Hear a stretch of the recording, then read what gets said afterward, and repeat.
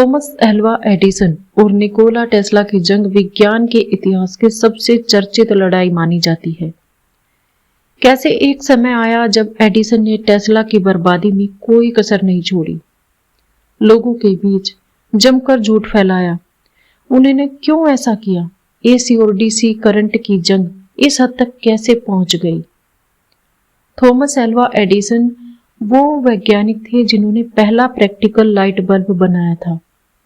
Practical शब्द का इस्तेमाल इसलिए क्योंकि लाइट बल्ब तो एडिसन वाले बल्ब से काफी पहले ही बन चुका था। जोसेफ स्वान नाम के ब्रिटिश वैज्ञानिक ने साल 1860 में कार्बन युक्त पेपर फिलामेंट का इस्तेमाल करके बल्ब बना लिया था। ये जलता भी था और 1878 में यूके में इसका पेटेंट भी स्वान ने ले लिया था। लेकिन इसमें दिक्कत दो थी। एक तो ये तेज नहीं जलता था और दूसरा देर तक नहीं जल पाता था। अब ऐसे बल्ब का क्या ही फायदा।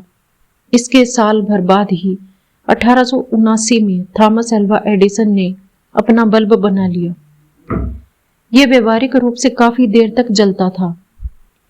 एक घर को कई घंटों तक रोशन करने के लिए पर्याप्त था। सबसे बड़ा क्रेडिट चला गया एडिसन को और आज बच्चा बच्चा बल्ब के लिए एडिसन को ही जानता है। एडिसन ने कई महीनों और सालों तक 1000 से ज्यादा बार ये प्रयोग किया था। रात दिन बस बल्ब बनाने में लगे रहते, पसीने छूट गए, तब जाकर बल्ब बना।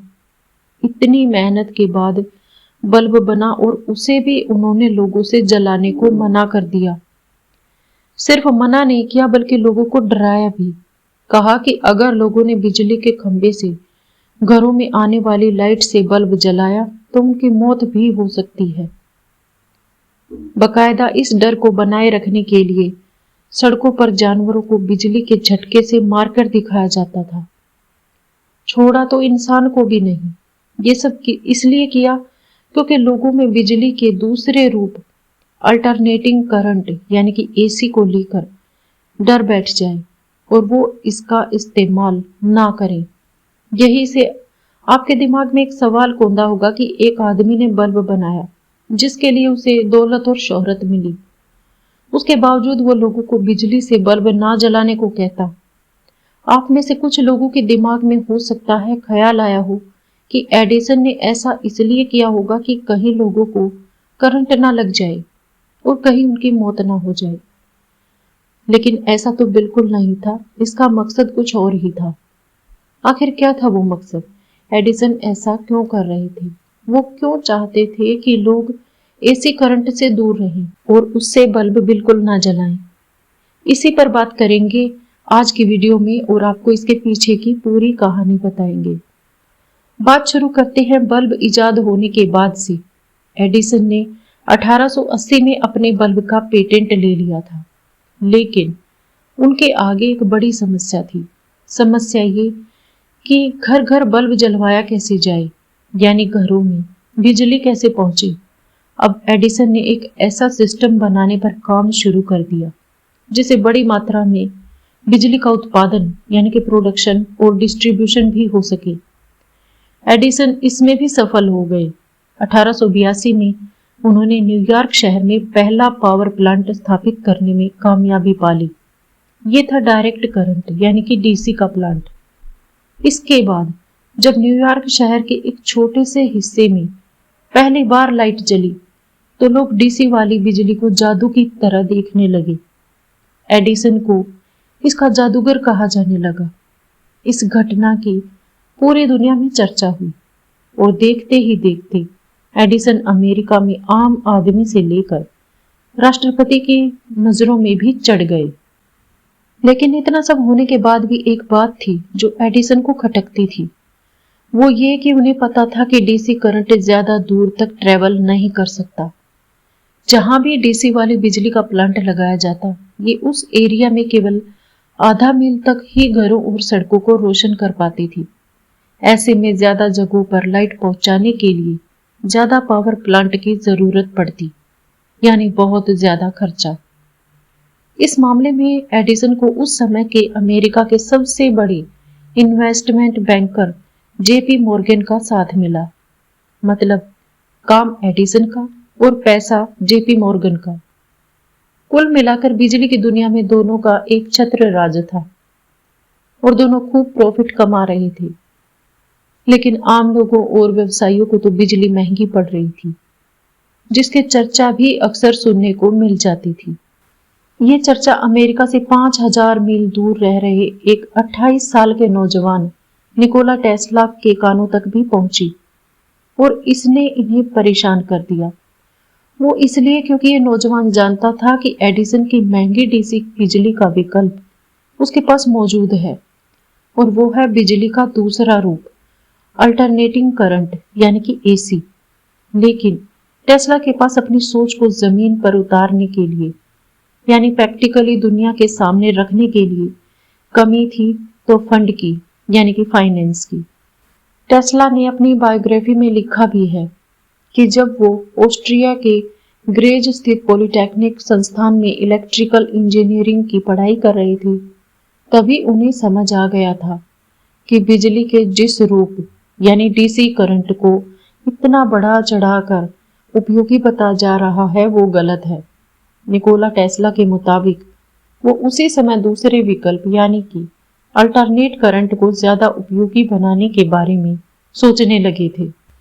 डायरेक्ट करंट में इलेक्ट्रॉन सिर्फ एक ही दिशा में गतिमान होते हैं, जिससे बिजली को लंबी दूरी तक नहीं भेजा जा सकता, जबकि अल्टरनेट करंट में इलेक्ट्रॉन बार बार अपनी दिशा बदलते हैं, जिससे बिजली न सिर्फ ज्यादा दूरी तक भेजी जा सकती है बल्कि उसे कई तरीके से उपयोगी भी बनाया जा सकता है।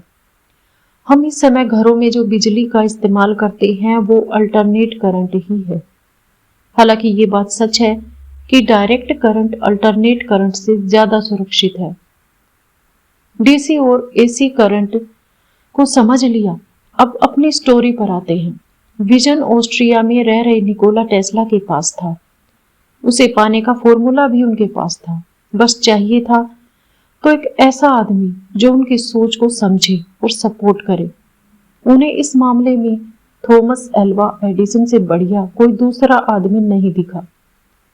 जून 1884 की बात है, जब निकोला टेस्ला ऑस्ट्रिया से अमेरिका के न्यूयॉर्क के लिए रवाना हो गए।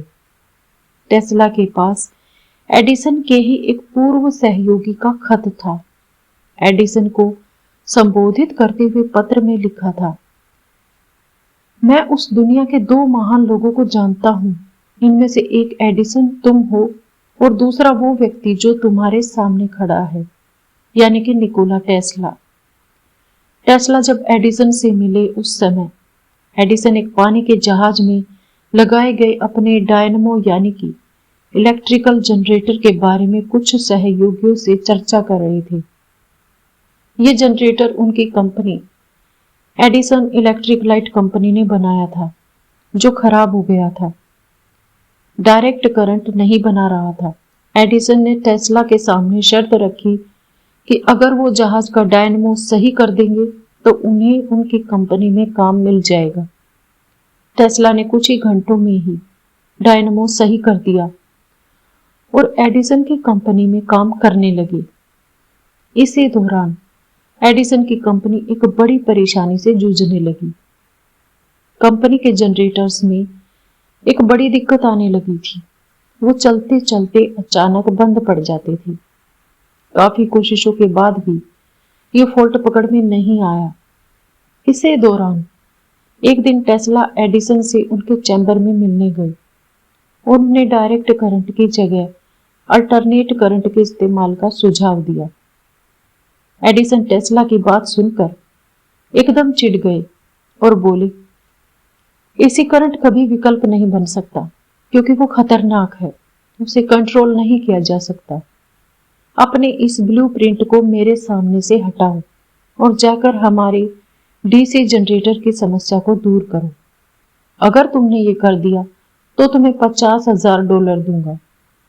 करीब महीने भर टेस्ला डीसी जनरेटर्स की खामी ढूंढने में लगे रहे और एक दिन उस समस्या को दूर कर दिया जो एडिसन और उनकी कंपनी का कोई दूसरा इंजीनियर दूर नहीं कर पा रहा था। इसके बाद टेस्ला एडिसन के पास $50,000 मांगने पहुंचे तो एडिसन ने हंसते हुए कहा, जब तुम पूरी तरह एक अमेरिकी बन जाओगे तो मेरे उस $50,000 वाले जोक की खूब तारीफ करोगे। यानी एडिसन अपने वादे से मुकर गए थे। $1 भी उन्होंने टेस्ला को नहीं दिया। ऐसा कहा जाता है कि एडिसन एक साइंटिस्ट तो थे ही, साथ में बिजनेसमैन भी थे और वो $1 भी खर्च करने से पहले सोचा करते थे। कुछ अमेरिकी राइटर्स तो ये भी लिखते हैं कि एडिसन को पता था टेस्ला को अगर मौका दिया जाए तो वो अल्टरनेट करंट को व्यवहारिक बना देंगे, लेकिन तब तक एडिसन डायरेक्ट करंट के बिजनेस में इतना पैसा लगा चुके थे और कमा भी रहे थे कि उन्हें उसके आगे कुछ दिखाई नहीं दे रहा था। बहरहाल, जब एडिसन ने टेस्ला को $50,000 देने से मना कर दिया तो टेस्ला ने उनकी कंपनी छोड़ दी। बस यहीं से नींव पड़ गई उस जंग की जो इन दो साइंटिस्ट के बीच कभी खत्म नहीं हुई। थॉमस एल्वा एडिसन की कंपनी छोड़ने के बाद निकोला टेस्ला के पास पैसों की किल्लत हो गई थी।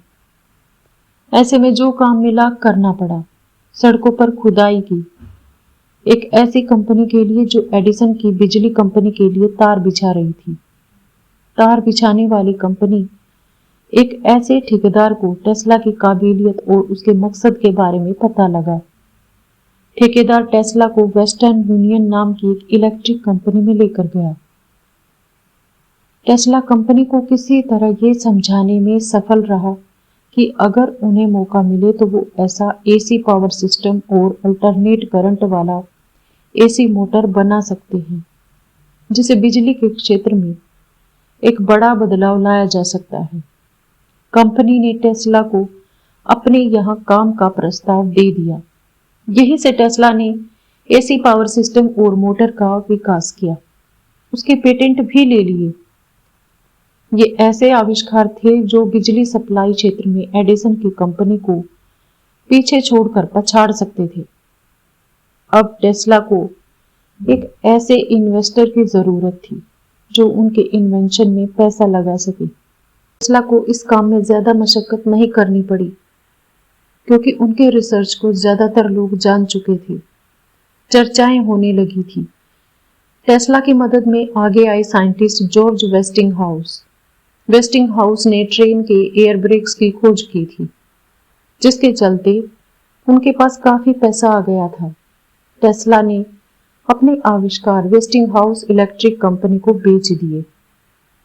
उसके बाद उनके द्वारा विकसित किए गए एसी मोटर ने जैसे बिजली की उपयोगिता को नए पंख दे दिए। टेस्ला की प्रगति को देखकर थॉमस एल्वा एडिसन कहाँ चुप बैठने वाले थे। उन्हें लगा अगर टेस्ला ने घर घर अल्टरनेट करंट से बिजली बना दी तो उनकी कंपनी और उनकी प्रतिष्ठा को तगड़ी चोट पहुंचेगी।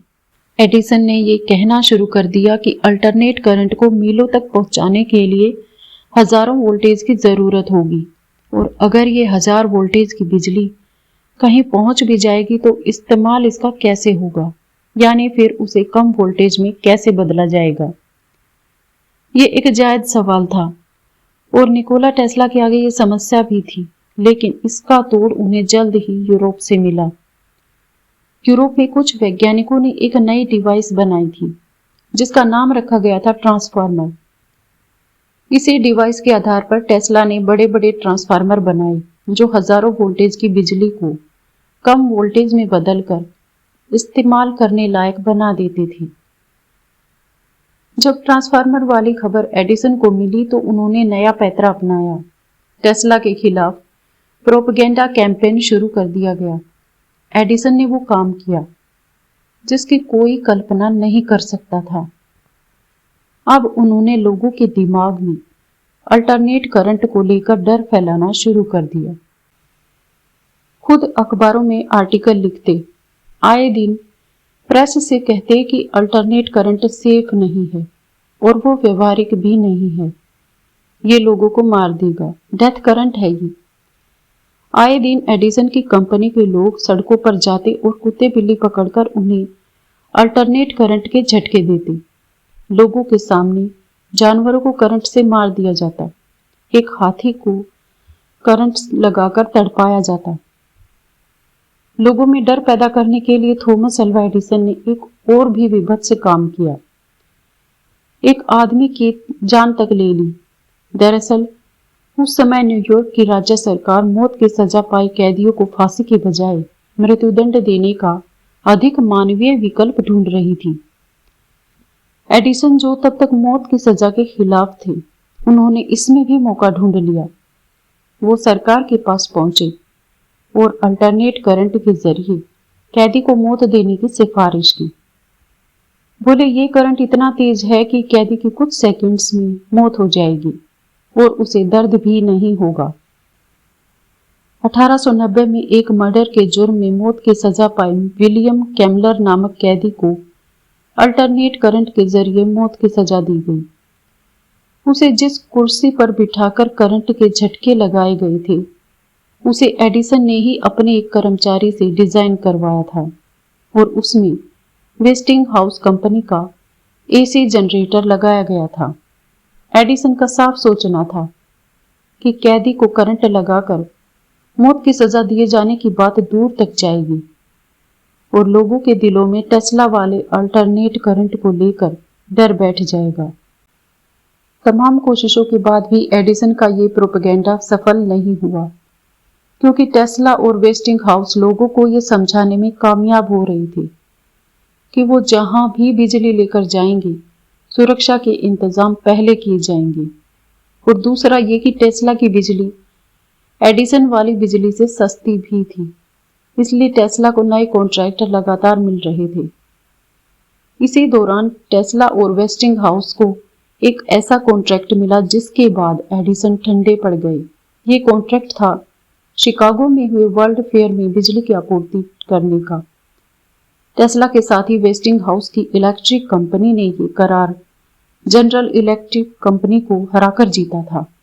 जनरल इलेक्ट्रिक कंपनी साल भर पहले ही एडिसन की कंपनी का विलय हुआ था। ऐसे में कॉन्ट्रैक्ट हारना एडिसन के लिए बहुत बड़े झटके जैसा था। शिकागो वर्ल्ड फेयर में 10,000 बल्ब लगाए गए थे। टेस्ला जानते थे कि उनके लिए ये ऐसा मौका है जिसके बाद उन पर कोई उंगली नहीं उठा सकेगा। फेयर वाली रात जब एक साथ 10,000 बल्ब जले तो अगले दिन सुबह अमेरिका से लेकर यूरोप तक इसकी चर्चा हुई। ये वो मौका था जब दुनिया ने मान लिया था कि इलेक्ट्रिसिटी की लड़ाई में टेस्ला ही अव्वल है। थॉमस एल्वा एडिसन टेस्ला के खिलाफ कुछ नया प्रोपेगेंडा सोचते उससे पहले ही वेस्टिंग हाउस को नियाग्रा वाटरफॉल में एक जल विद्युत पावर प्लांट के लिए एसी जनरेटर बनाने का बड़ा कॉन्ट्रैक्ट मिल गया। तेजी से काम हुआ और साल 1896 में इस पावर प्लांट से टेस्ला के 26 मील दूर न्यूयॉर्क के बफेलो शहर में बिजली पहुंचानी शुरू कर दी। ये कारनामा दो वैज्ञानिकों की जंग के खत्म होने पर अंतिम मोहर लगने जैसा साबित हुआ। लेकिन फिर आया साल 1912।